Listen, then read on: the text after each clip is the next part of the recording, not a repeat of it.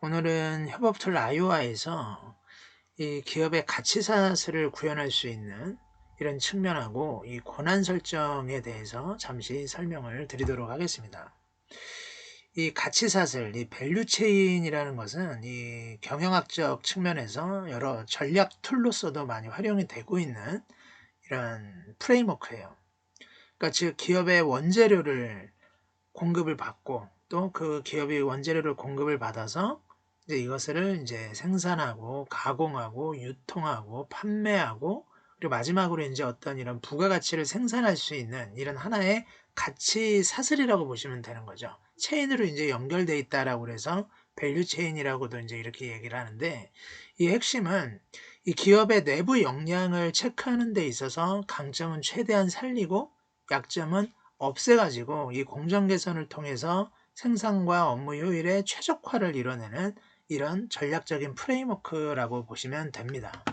그러면 일반적으로 기업이 마케팅부터 뭐 연구부서 그리고 영업부서, 생산부서, 관리부서 이런 형태로 이제 이루어져 있는데 지금 이 화면에서는 이 생산부 자체 프로젝트라는 이런 어떤 하나의 조작적인 측면으로 정의를 해서 어떤 특정 기업의 뭐 제품별 생산 계획 수립이라든지 그리고 이제 뭐 수립이 됐으니까 제품별 생산으로 이루어질 것이고 생산을 하던 와중에 또 이제 공정 개선이 돼야 될 필요가 있는 거죠. 그리고 공정 개선을 통해서 뭐 어떤 작업 환경에 대한 최적화 이거를 이제 최적화로 한번 바꿔보겠습니다.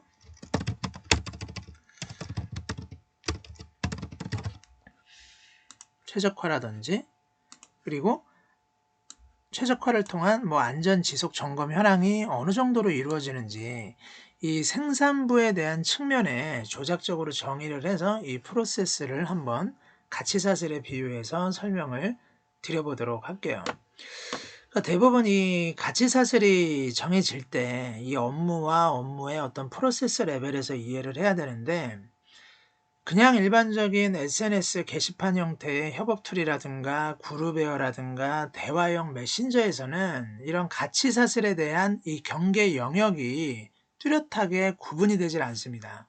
그래서 생산 계획 수립이라든가 또 이 안에 연간 생산 계획, 월간 생산 계획, 너무나도 많은 이런 뎁스별로 있는 업무의 액티비티들이 구분이 돼서 보여지지 않기 때문에 어딘가 쌓여는 있겠지만 구분돼서 보이지 않기 때문에 업무가 어떻게 전개가 되고 있고 또 전개되는 상황에서 각각의 최장점들 그리고 또 가장 부가가치를 많이 생산해 낼 수 있는 이런 세션별 어떤 장점들을 부각시키기가 굉장히 어렵다라는 거죠. 하지만 아이오아의 장점은 뭐가 있냐면 이런 기업의 가치 사슬의 어떤 생산 측면에서 볼 때 이런 뭐 수립이라든가 생산이라든가 개선이라든가 최적화 같은 작업들을 하나의 화면 안에서 쭉 늘어놓고 보실 수가 있다라는 거죠. 그리고 단순히 어떤 이런 액티비티들만, 이 가치 사슬의 액티비티들만 늘어놓는 것이 아니라 이들을 구성하고 있는 세부 카테고리와 핵심적 어떤 이런 태스크들을 시각화해서 관리하고 있기 때문에 또 그리고 필요하다라고 하면 얼마든지 이런 식으로 가치 사슬을 조정을 해서 구현을 하실 수가 있기 때문에 매우 시각적이고 업무에 유연하게 반영을 하실 수가 있다라는 거죠. 그럼 나중에는 이걸 또 업무별로 그 또 고유의 어떤 기업의 이런 특유의 이런 프로세스들이 있다 보니까 태스크들을 그냥 무조건 생성을 해서 놓으실 수 있는 이런 경향이 있습니다.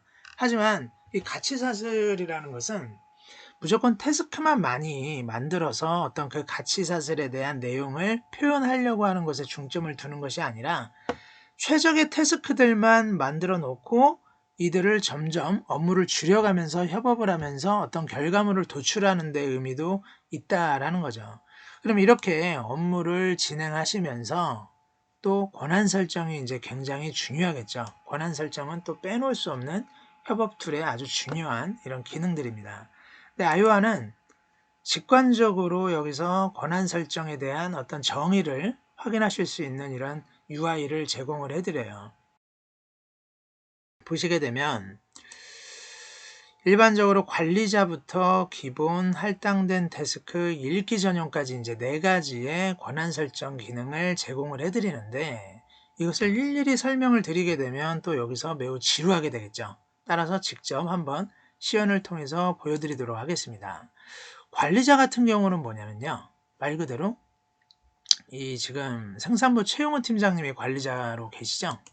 보시게 되면 생산부 최용훈 팀장님이 직접 이 기업의 생산 프로세스를 관리하시기 위해서 자기가 직접 프로젝트를 하나를 만들었기 때문에 지금 여기 보시면 관리자로 있게 되는 거고요. 지금 이 관리자 설정으로 부여된 사람들은 남들한테 이 권한 설정을 부여할 수 있는 이런 기능들을 제공을 해줍니다. 여기도 이제 마찬가지고요. 제공을 할 수가 있는 거죠. 그리고 모든 어떤 이런 프로젝트의 명칭, 그리고 뭐 카테고리라든가 태스크에 대한 명칭에 대해서 수정하거나 삭제하거나 변경하실 수 있는 이런 권한을 가지고 있고요. 여기서 보시면 지금 이 생산부 사원인 한성률 사원 기본으로 되어 있죠. 그리고 뭐 연구소 대리도 기본으로 되어 있고 뭐 할당된 태스크, 관리자 뭐 이렇게 되어 있는데 기본 같은 경우에 대한 설명을 말씀을 드리게 되면 관리자보다 한 단계 낮은 거라고 보시면 돼요. 기본으로 설정되어 있는 사람은 남들한테 권한 설정을 줄 수가 없습니다. 하지만 여기서 지금 기본 설정으로 되어 있는 이유가 뭐냐면 전체 어떤 생산이라는 이 프로세스를 소화를 할 때 팀장님 한 분만 일을 하시는 게 아니죠. 그 밑에 대리도 있고 사원들도 있고 서로의 업무, 즉 각각의 업무에 대해서 이런 피드백과 평가를 주실 수 있는 거예요. 선임이 후임한테 어떤 평가를 하실 수가 있고 피드백을 주실 수 있는 거고 후임은 선임한테 어떤 업무를 요청할 수 있기 때문에 이런 태스크들을 다 건드리실 수 있어야 된다는 거죠.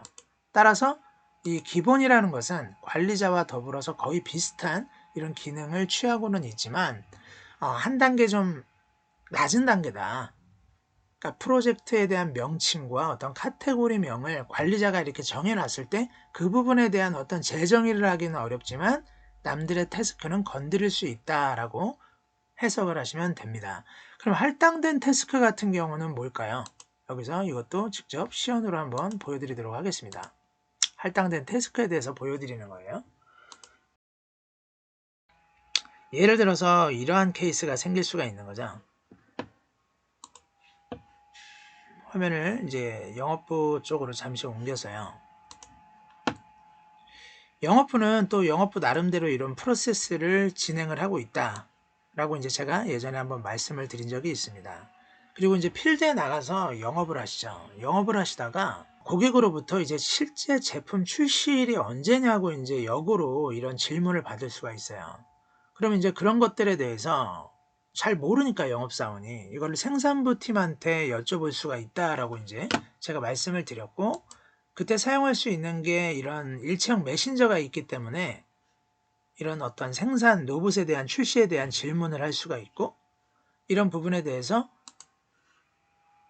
생산부 팀장 역시 영업사원에 대한 질문에 3월 생산계획 태스크에 넣어 드릴 테니까 거기서 뭐 어떤 이런 내용을 확인하셔라. 이런 내용이 저기 또 송수신 될 수 있다라고 이제 제가 말씀을 드렸습니다.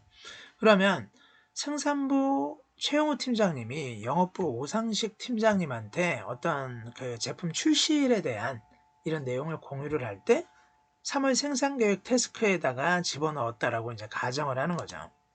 그럼 이때 지금 여기 오상식 팀장님이 할당이 되신 걸 보실 수가 있어요.